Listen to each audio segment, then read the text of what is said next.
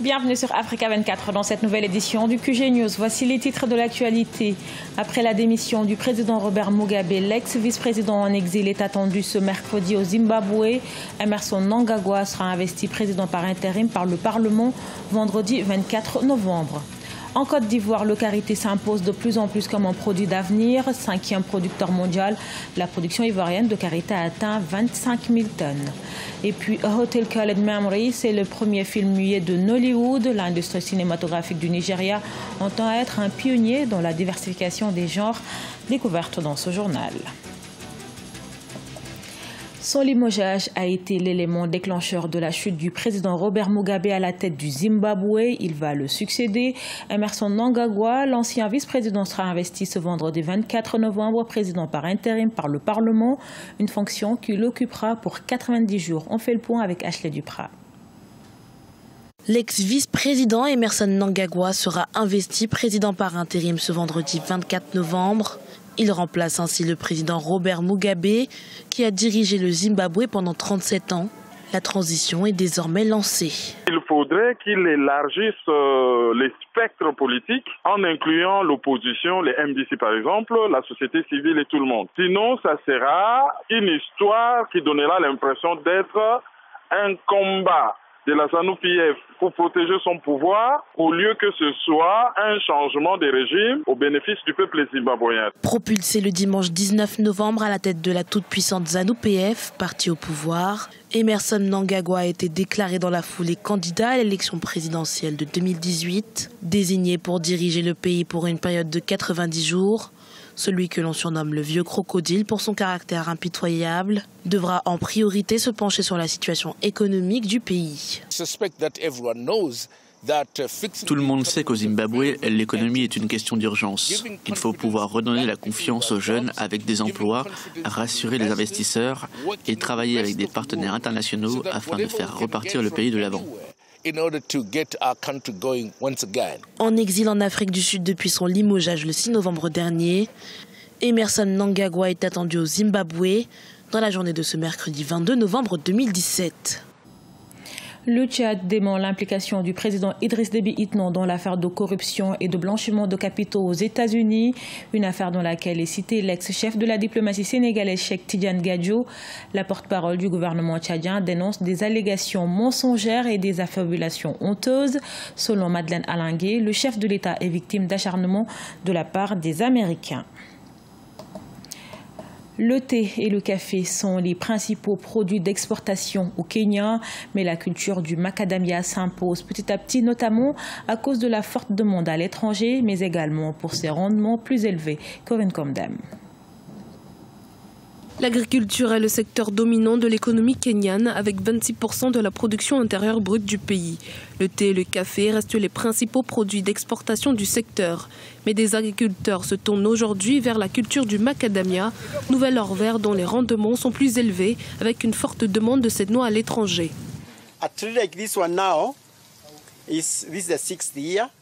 Pour un arbre comme celui-ci, par exemple, c'est à la 6e année que j'ai commencé à en récolter les noix. Cette année, comme vous pouvez le voir, j'attends une récolte d'environ 10 kilos. La quantité continue d'augmenter au moment où l'arbre aura environ 10 ans. Je pourrai en récolter environ 40 kilos de noix. Et à partir de la 12e année, cet arbre peut vous donner plus de 50 kilos tout au long de l'année.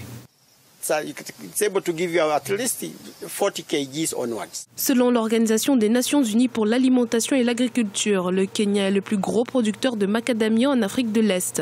Avec des agriculteurs formés à la culture, le macadamia pourrait devenir l'un des produits les plus exportés du Kenya, après le thé et le café, toujours en tête. 32% de la production intérieure brute du Kenya en 2017 émane du secteur de l'agriculture. Nous encourageons les agriculteurs à diversifier leur production en passant des céréales à l'horticulture et nous mettons l'accent sur les cultures à forte valeur ajoutée et sur les cultures qui prennent moins de temps pour mûrir. Donc de cette façon, ils sont en mesure d'obtenir plus de valeur pour leur investissement, en particulier dans l'horticulture. Le Kenya dispose du climat propice pour la culture du macadamia, noix que le pays exporte en Europe, aux États-Unis, au Japon et également en Chine. Les autorités entendent mettre tout en œuvre pour optimiser la culture de cet or vert, dont le plan se vend à $3 pièce.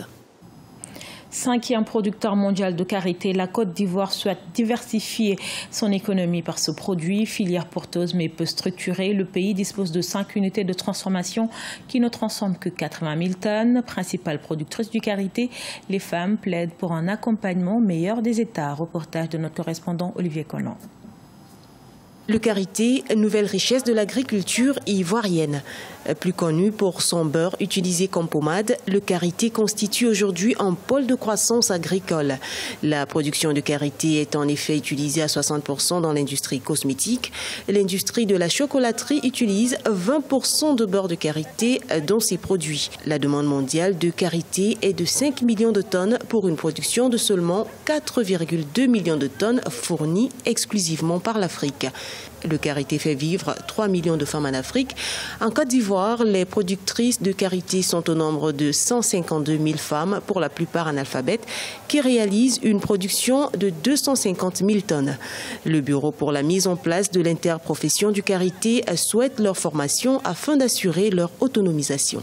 Le karité est appelé l'or de la femme. Il faut donner l'or de la femme. Il faut que nous aussi, les États nous accompagnent pour que la femme soit dorée à partir du beurre de karité. Anciennement, le kilo de beurre de karité était en Côte d'Ivoire autour de 600 à 700.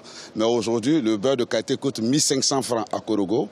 Vous avez 2000 francs à Bouna. Vous avez 2500 francs le kilo à Odjene. Le prix du beurre de karité atteint 2750 francs CFA le kilogramme sur le marché international. La Côte d'Ivoire dispose de 5 unités de transformation de beurre de karité qui ne transforme que 80 000 tonnes. La majorité de la production est exportée sous forme brute. Nous exportons allègrement sur les États-Unis, sur le Brésil, sur la Russie, le Moyen-Orient et l'Arabie Saoudite, qui sont nos premiers clients aujourd'hui. Nous sommes en train d'inscrire le karité ivoirien dans la certification, de sorte que nous soyons libres de mener la politique commerciale du karité en Afrique. Le karité a l'avantage d'être utilisé dans plusieurs industries. Il intervient dans la formulation des produits de l'industrie cosmétique, de l'industrie pharmaceutique et dans la chaîne alimentaire. La variété de ses usages fait du karité un produit d'avenir pour la Côte d'Ivoire, qui est 5e producteur mondial derrière le Nigeria, le Mali, le Burkina Faso et le Ghana. Deuxième plus grande industrie cinématographique du monde, le cinéma nigérian Nollywood s'intéresse à un nouveau genre, le film muet. Première expérience, Hotel Colored Memory. Le thriller de 49 minutes a fait sa première ce dimanche 19 novembre à Lagos. Corinne Comdem. C'est le premier de son genre pour la deuxième plus grande industrie cinématographique du monde. Nollywood a présenté son premier film muet ce dimanche 19 novembre à Lagos, la capitale économique nigériane. Intitulé Hotel Called Memory, il a été produit par la cinéaste nigériane Ego Boyo et le réalisateur primé Akin Omotoso, dont le film Vaya est l'un des films soumis à l'examen pour représenter l'Afrique du Sud aux Oscars 2018.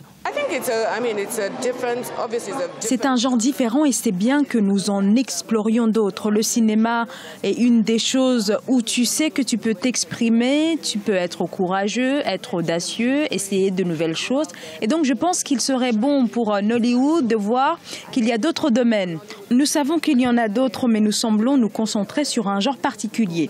Il serait bon pour eux de voir au moins que c'est un film complètement différent et que les téléspectateurs apprécieront et pourront en profiter. Le film se déroule au Cap, à Zanzibar et à Lagos, avec l'intrigue centrée sur une femme qui s'est récemment séparée de son mari et décide de se redécouvrir en espérant forger un nouveau chemin dans sa vie. Le film a déjà remporté le prix du meilleur film expérimental au Black Star Film Festival de Philadelphie aux États-Unis. Je pense que le plus difficile était le fait que les gens ne parlaient pas. Je pense que tout le monde était tellement habitué à parler. Mais en dirigeant, c'était difficile de trouver le ton exact, autant pour les acteurs que pour moi-même. Comment l'obtenir et surtout qu'il soit juste. Ce processus était très difficile. Le film de 49 minutes est un film expérimental qui introduit ce genre dans l'univers cinématographique nigérian. Pour la réalisatrice Ego Boyo, il était temps que Nollywood commence à explorer d'autres genres de films. Ce journal a été réalisé par l'ensemble de la rédaction. Nous vous remercions pour votre fidélité. Dans un instant, une nouvelle édition de l'actualité sur Africa 24.